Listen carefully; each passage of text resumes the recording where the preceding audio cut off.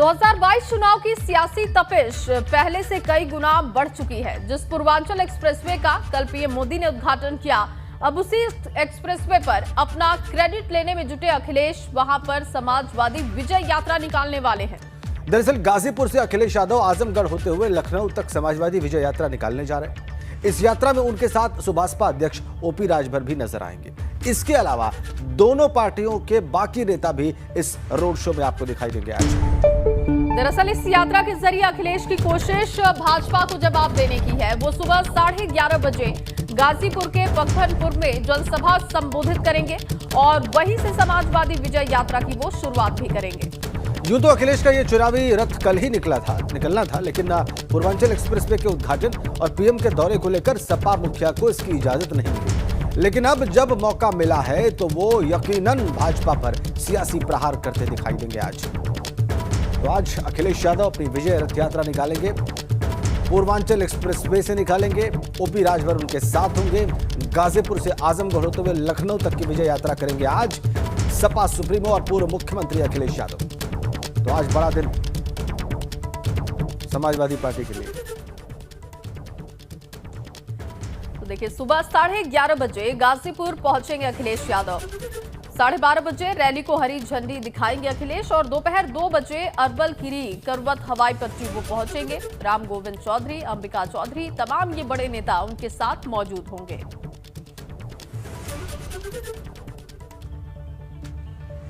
और चलिए अब आपको ग्राफिक्स के जरिए ये भी बताते हैं कि आखिर गाजीपुर से यात्रा निकालने के पीछे अखिलेश की रणनीति क्या है।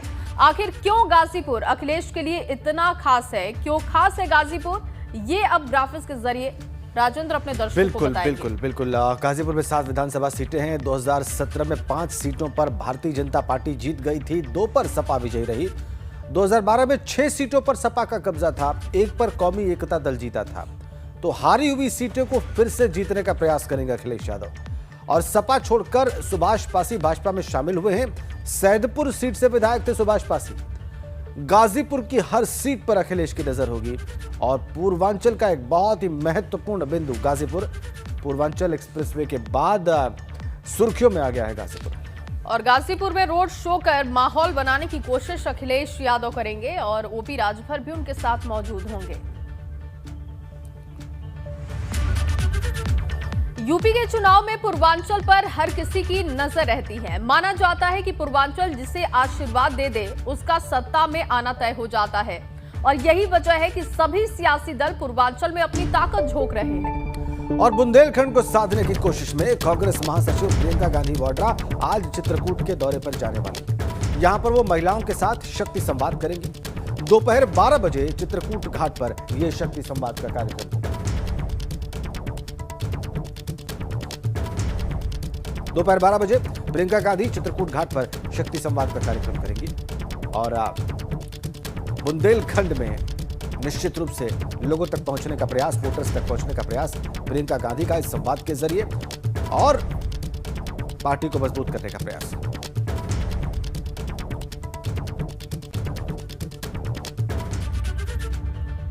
वही राजेंद्र, अगर प्रियंका के दौरे को लेकर हम बात करें तो प्रियंका के चित्रकूट दौरे के पीछे की रणनीति को समझना भी बहुत जरूरी है। आखिर क्यों वो आधी आबादी वाला दांव चल रही हैं, ग्राफिक्स के जरिए अपने दर्शकों को समझाते हैं। आधी आबादी वाला दांव जो है वो यूपी विजय के लिए महिला वोटर्स पर नजर बताता है।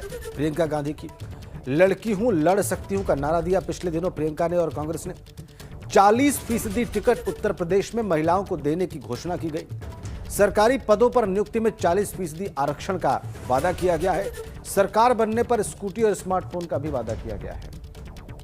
सरकारी बसों में महिलाओं के लिए मुफ्त यात्रा का भी वादा किया गया है।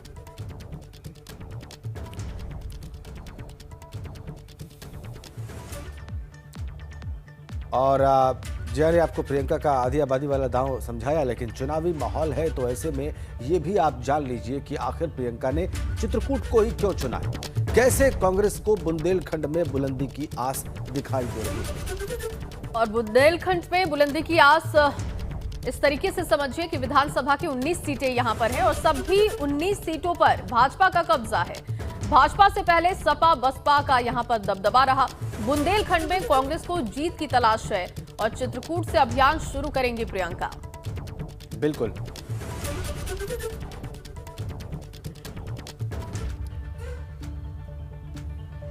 चुनावी खबरों के अलावा अगर किसी की चर्चा है तो वो प्रदूषण की है राजेंद्र। लगातार इस पर हमारी नजर भी है और हम दिखा रहे हैं कि किस शहर में किस तरीके की स्थिति है। सबसे ज्यादा मुश्किल दिल्ली एनसीआर में इस वक्त दिखाई दे रही है, जिस पर सुप्रीम कोर्ट भी सख्त है, सरकार भी एक्शन मोड में है। प्रदूषण से जुड़ी दो खबरें एबीपी गंगा के पास हैं। सबसे पहले आपको बताएं कि आज फिर से इस मामले में सुप्रीम कोर्ट में सुनवाई होगी और अच्छी खबर यह भी है कि नोएडा में आज से यूपी का पहला एयर पोल्यूशन कंट्रोल टावर शुरू होने जा रहा है। और यकीन मानिए राजेंद्र की इस टावर से करीब 1 वर्ग किलोमीटर में प्रदूषण से निजात भी मिलेगी, इस तरीके के दावे हैं। और ये tower sector 16A film city और डीएनडी के बीच हरित क्षेत्र की जमीन पर लगाया जा रहा है, जो कि प्रदेश का पहला ऐसा टावर होगा। बिल्कुल। दरअसल जिस तरह से प्रदूषण से बुरा हाल है, दिल्ली एनसीआर की हवा जहरीली हो रही है, ऐसे में यह कदम बहुत जरूरी हो गया था, क्योंकि सुप्रीम कोर्ट ने भी पिछली सुनवाई में केंद्र और राज्य सरकारों को अल्टीमेटम दिया था कि अगली सुनवाई तक ठोस कदम उठाए जाएं। और आज से ये पोल्यूशन कंट्रोल टावर फंक्शनल होने जा रहा है। एक अच्छी खबर नोएडा के लोगों के लिए। वायु प्रदूषण को नियंत्रित करने का प्रयास यहाँ पर। सबसे बड़ी अदालत में आज इस मामले पर सुनवाई भी होगी। कोर्ट ने बहुत सख्त हिदायत दी हुई है केंद्र और राज्य सरकारों को। और इसी बीच नोएडा में आज से पोल्यूशन कंट्रोल टावर की शुरुआत होने जा रही है। फिल्म सिटी और डीएनडी के बीच में हरित क्षेत्र की जमीन पर यह टावर लगाया गया है।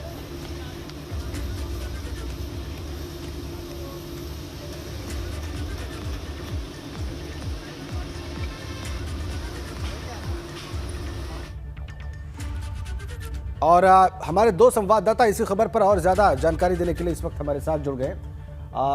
नोएडा से बलराम पांडे हमारे साथ हैं, गाजियाबाद से शक्ति सिंह हमारे साथ है। लेकिन पहले हम बलराम के पास चलेंगे। बलराम, ये जो पोल्यूशन कंट्रोल टावर है, ये क्या डिवाइस है और कैसे इससे पोल्यूशन कम होने जा रहा है नोएडा में और एनसीआर के इलाकों में?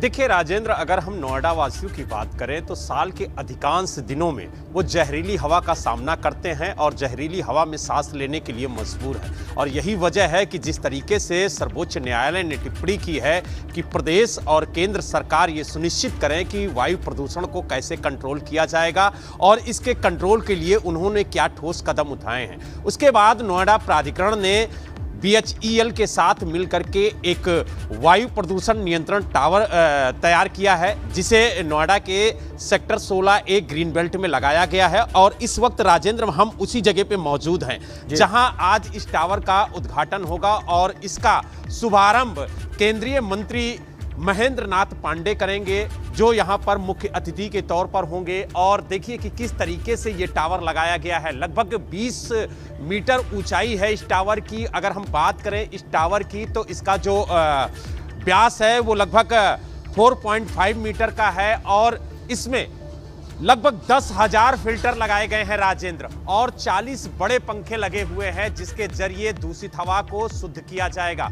और जो 1 किलोमीटर का दायरा होगा उसमें ये हवा को शुद्ध करेगा। तो यानी कुल मिला के ये कहा जा सकता है कि नोएडा की फिल्म सिटी, नोएडा का सेक्टर 14 और सेक्टर 15 के लोगों को बड़ी राहत मिलने वाली है, क्योंकि जिस तरीके से वायु प्रदूषण से लगातार नोएडा वासी जूझ रहे हैं, उसमें ये जो टावर है वो किसी संजीवनी से कम नहीं होगा। क्योंकि माना जा रहा है कि दिल्ली नोएडा के बॉर्डर पर ये टावर लगाया गया है ताकि अगर दिल्ली से भी प्रदूषण नोएडा में दाखिल होता है तो उसको भी रोकने में ये टावर अहम भूमिका निभाएगा। तो कुल मिला के ये कहा जा सकता है कि आज नोएडा वासियों के लिए भी अहम दिन होगा, क्योंकि इस टावर के चालू होने से कहीं ना कहीं जो वायु प्रदूषण की तादाद थी, जो AQI लेवल था, वो कहीं ना कहीं कम होगा। और हम आपको तस्वीरों के माध्यम से दिखाने की कोशिश करेंगे कि इसके शुभारंभ को लेकर के किस तरीके की तैयारी की गई है। आप देख सकते हैं कि यहाँ पर टेंट लगाया गया है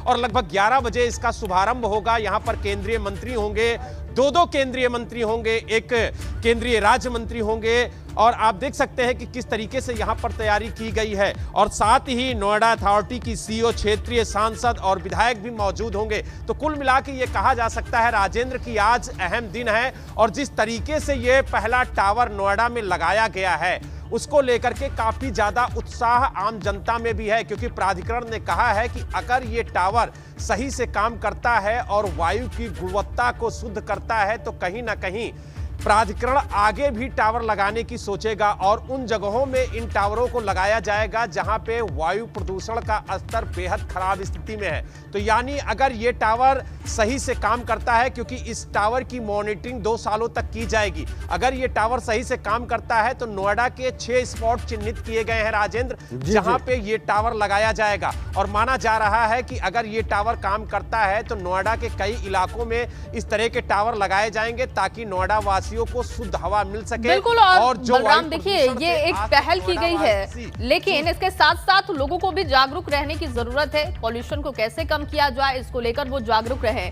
अब बने रहिए हमारे साथ। शक्ति सिंह भी हमारे साथ मौजूद हैं गाजियाबाद से। शक्ति, देखिए नोएडा और एनसीआर के लिए तो इंतजाम किए जा रहे हैं, लेकिन गाजियाबाद में कैसे इंतजाम हो रहा है पॉल्यूशन को कम करने के लिए? लोगों को कैसे वहां पर जागरूक किया जा रहा है? देखिए, अगर गाजियाबाद की बात करें तो सबसे पहले हम गाजियाबाद का आज आपको AQI बता देते हैं। जो इस समय का जो गाजियाबाद का AQI है वो 353 है, और सबसे ज्यादा अगर जहरीली हवा है इलाकों की अगर बात की जाए तो लोनी की इस समय आबो हवा सबसे ज्यादा खराब है, जहां पर इस समय AQI लेवल जो है वह 412 है। तो कहीं ना कहीं जिस तरीके से जो गाजियाबाद के लोग हैं वे प्रदूषण की मार झेल रहे हैं, उसको देखते हुए जो जिला प्रशासन है हालांकि सख्त कदम जरूर उठा रहा है। जो इकाइयां हैं जो प्रदूषण फैला रही हैं उन सभी पर कार्रवाई की जा रही है। और अगर कल की बात करें, कल की तारीख की अगर हम बात करें तो 1 करोड़ 3 लाख रुपए का जुर्माना लगाया गया है प्रशासन की तरफ से, जिसमें कि गाजियाबाद का नगर निगम भी है।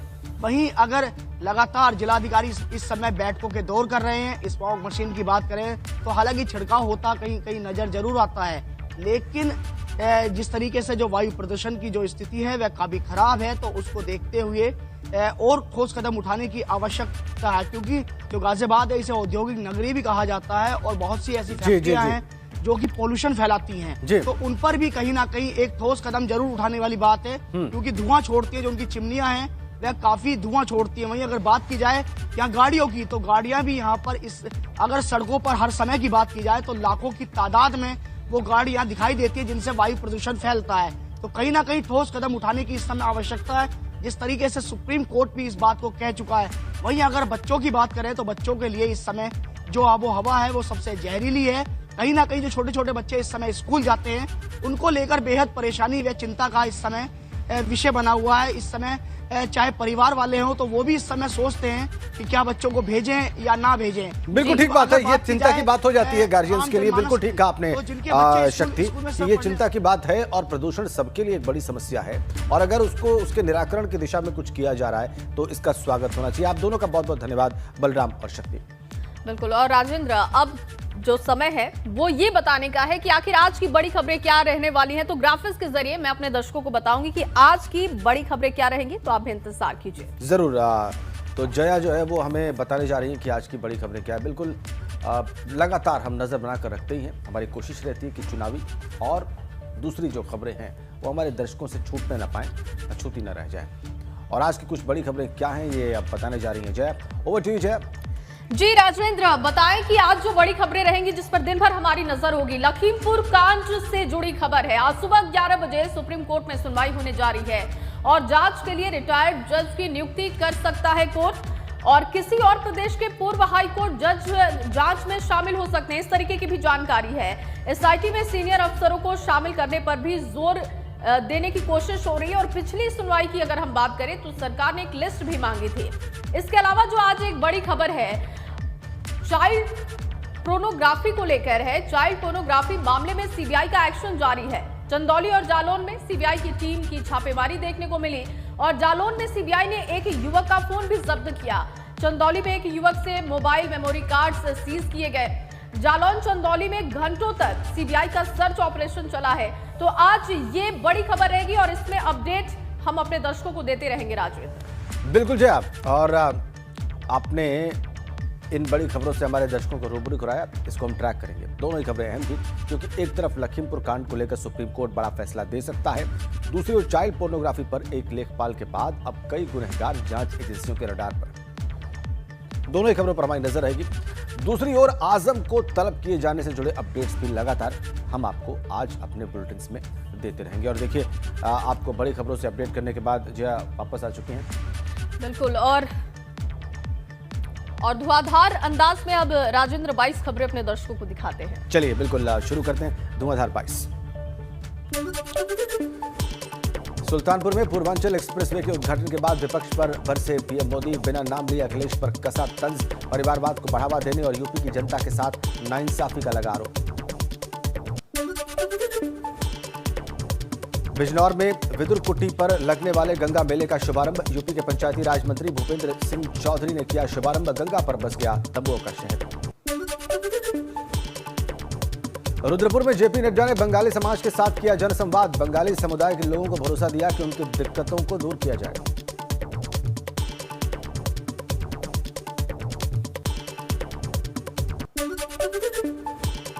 हरिद्वार में पूर्व सीएम हरीश रावत ने निकाली पदयात्रा, चिबड़ी में बाबा भीमराव अंबेडकर की मूर्ति पर किया माल्यार्पण, महंगाई और बेरोजगारी को लेकर सरकार पर कसा तंज। मनीष सिसोदिया के उत्तराखंड दौरे को लेकर हरीश रावत ने कसा तंज, कहा पहाड़ पर वोट कटवा पार्टी के लिए नहीं है कोई जगह।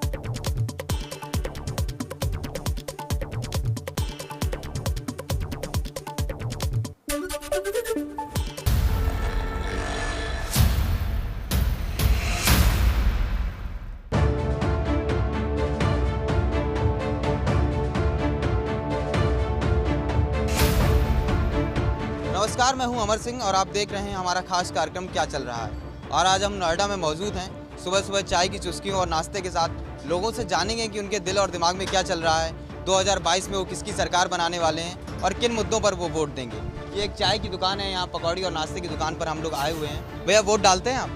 मैंने अभी तक तो नहीं डाला है, लेकिन फर्स्ट टाइम वोटर हैं, ये तो बहुत अच्छी बात है। फर्स्ट टाइम वोटर एक मिले, क्या सोचते हैं आप किन मुद्दों पे वोट देंगे? आपका पहला वोट होगा, काफ़ी जिम्मेदारी आ गई हो आपके ऊपर। जिम्मेदारी तो आ गई है। मतलब अब जैसे कि अब योगी वगैरह आए हैं, मोदी आए हैं, तो अब जैसे वो काम कर रहे हैं पहले के हिसाब से तो काफ़ी अच्छा काम चल रहा है, तो अब लोग उन्हीं को ही डालेंगे वोट, हम भी उन्हीं को डालेंगे। आप उन्हीं को वोट डालेंगे? चलिए, योगी जी से काफ़ी खुश हैं, फर्स्ट टाइम वोटर भी। और भी लोगों से बात करते हैं। भैया वोट डालते हैं आप? क्या सोच रहे हैं आप, किन मुद्दों पर वोट देंगे? लोग क्या सोच रहे हैं, आपके दोस्त क्या सोचते हैं, आपके दिल में क्या चल रहा है? कुछ नहीं चल रहा है, बस अखिलेश यादव की सरकार बननी चाहिए। अखिलेश यादव की सरकार बननी चाहिए, भैया के फैन। तो भैया वोट डालते हैं आप? बिल्कुल भाई। तो क्या किन किन मुद्दों पे वोट देंगे, क्या चल रहा है आपके दिमाग में? मुद्दे क्या, कैमरे की तरफ देख लीजिए। मुद्दे क्या है? भ्रष्टाचार कम हुई है, लूटपाट कम हुई है। लूटपाट कम हुई है, भ्रष्टाचार भी कम हुआ। कम हुआ है, हम तो योगी बाबा के साथ फिर हैं। भी आप यहाँ रहते होंगे, लोग आपके दोस्त होंगे यहाँ पे, क्या सोचते हैं कि आपको क्या लग रहा है, क्या चल रहा है? क्या अभी तो सपा की गवर्नमेंट आनी है। सपा की गवर्नमेंट आनी यूपी में, तो बेंगलोर में तो सपा है नहीं। नहीं, यहाँ की बात कर रहा हूँ। यहाँ की बात कर रहे हैं, तो यहाँ वो मैं भी यहीं की बात कर रहा महंगाई को बढ़ते हुए लोग परेशान हो चुके हैं बहुत। हूँ। तो सपा के आने से महंगाई कंट्रोल होगी? हाँ, थोड़ा बहुत राहत आएगी, ऐसा लगता है। हाँ, ऐसा लगता है। आपकी चाय की दुकान है, आपसे बात करना चाहते थे। तो मेरे हिसाब से अखिलेश को देना चाहिए। अखिलेश उत्तर प्रदेश के हैं और वो जड़ जीतेंगे। आप महिला हैं, सब्जी लेने आई हैं, आप बताइए क्या घरेलू मुद्दे क्या हैं आपके, किन मुद्दों पे आप वोट देंगी 2022? हम वोट तो दे देंगे योगी मोदी को, योगी मोदी को वोट दे देंगी, क्यों? लेकिन थोड़ी महंगाई सस्ती होनी चाहिए। आम आदमी महंगाई से मर रहा है, अगर महंगाई नहीं सस्ती हुई तो हम वोट किसी को भी नहीं देंगे। क्या मुद्दा होगा? आप लोग युवा हैं। मुझे सिर्फ एक चीज़ बताइए, क्या ये जो राज्यों के नाम बदलते हैं ये इम्पॉर्टेंट है या फिर गरीबी इम्पॉर्टेंट है या एजुकेशन इम्पॉर्टेंट है? आप सबसे पहली प्रायोरिटी किसको देंगे? एजुकेशन को ही देंगे ना। नाम आप तब बदलोगे जब हर चीज़ सेटल हो, ठीक है? हमारी फैमिली कहती है शादी करो, एक एग्जांपल दे रही हूँ, शादी हम तभी करेंगे ना जब सब चीज़ अपने लेवल पे सेटल हो, हमारा घर अच्छे से चल रहा है, हम लोग कैपेबल है हर चीज़ को लेके। तो एग्जैक्टली मेरा क्वेश्चन यही है कि तुमने गरीबी नहीं देखी है कभी? यूपी और बिहार के जाके मतलब कंडीशन देखो, यूपी बिहार क्यों, आपने यही देखो, नोएडा देख लो, दिल्ली देख लो, यहाँ की कंडीशंस नहीं दिखती है। ये नहीं कि जो बेरोजगार है उनको रोजगार दे, पहले ये सारी चीज़ों पे ध्यान देना चाहिए। लेकिन सबसे पहले ये लोग क्या करते हैं, सबसे पहले भाई राज्यों का नाम बदलो, ये इंपॉर्टेंट है। ये हिंदू मुस्लिम ये लोग तो खुद ही करते हैं, उसके बाद ना कहेंगे कि ये लोग हिंदू मुस्लिम, अपने बातों पे तो खुद कभी ठीक कह रही हैं, बिल्कुल सही कह रही है, उन्होंने नाम बदलने के अलावा अभी तो कुछ और काम दिख नहीं रहा है उनका। लेकिन तो किसका काम दिख रहा है फिर है कि उन्होंने कुछ जो पहले सेफ्टी को लेकर इशू था समाजवादी में गर्ल्स के लिए, उसमें थोड़ा है कि हम लोग सेफली घूम सकते हैं। जो पहले ज़्यादा क्राइम्स हो रहे थे, क्राइम रेट घटा है, बट उसके हिसाब से तो अभी भी नहीं घटा है, क्योंकि अभी भी बहुत सारे केसेस मुझे सुनने को मिलते हैं। ठीक है, ये यूपी में ही हो सकता है। अभी अभी हमने देखा ये दोनों सहेलियां हैं, एक ही स्कूटी से उतरी हैं, दोनों अलग अलग विचार रखती हैं। हाँ, आप बताइए क्या कह रही हैं? अब जिस तरह से 5 उंगली मतलब इक्वल नहीं हो सकते, इसी तरह से चाहे बेस्ट फ्रेंड फैमिली में भी अलग अलग मेंटालिटीज होती है। ये होना भी चाहिए, लोकतंत्र की यही खूबसूरती। भैया आपसे जानना चाहेंगे क्या मुद्दे हैं आपके, किन मुद्दों पे वोट देंगे, क्या सोचते हैं आप, क्या चल रहा है आपके दिल में? तो कार्य तो अच्छे हो रहे हैं, बस थोड़ा महंगाई का इशू है, बट जल्दी सही करने की क्षमता है सरकार में। और योगी सरकार में क्षमता है, आप ये कह रहे हैं महंगाई खत्म? देखिए एक चीज़ है, वर्क तो है, एक कट्टरपंथी विचारधारा बदली है कहीं ना कहीं हद, और देखो आगे अच्छा होगा। चलिए, लोगों को उम्मीद है कि आगे अच्छा होगा। और अलग अलग तरह के लोग रह रहे हैं सुरक्षा को लेकर के। महंगाई एक मुद्दा यहाँ पर हमें सबसे ज़्यादा देखने को मिला। और भी लोगों से हम ये हमारा चुनावी सफ़र चलता रहेगा, क्या चल रहा है आप देख रहे थे। कैमरा पर्सन सुनील कुमार के साथ नोएडा से ABP गंगा के लिए अमर सिंह।